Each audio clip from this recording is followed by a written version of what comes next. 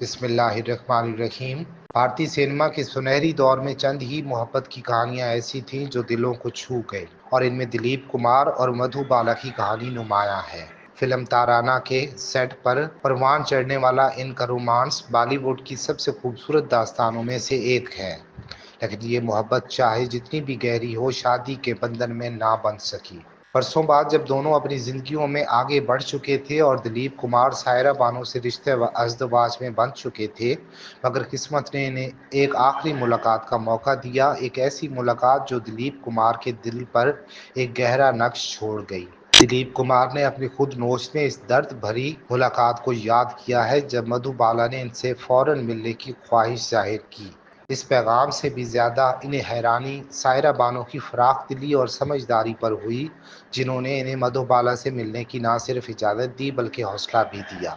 दिलीप कुमार ने लिखा कि हमारे निकाह के फौरन बाद जब हम मदारिस में क़याम पज़ीर थे, मुझे मधुबाला की तरफ से पैगाम मिला कि वो मुझसे फौरन मिलना चाहती थी। जब हम बम्बई से वापस आए तो मैंने ये बात सायरा को बताई और सायरा ने फौरन कहा कि मुझे मधु से ज़रूर मिलना चाहिए क्योंकि शायद वो किसी परेशानी में हो।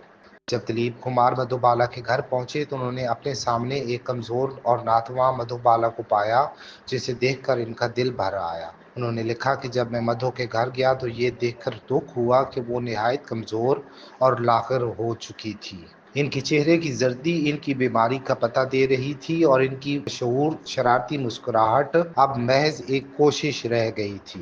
फिर भी अपनी बीमारी के बावजूद मधुबाला ने इन्हें मोहब्बत और खुशी से खुश आमदीद कहा और इनकी बातों में खुशी और सुकून दोनों झलक रहे थे।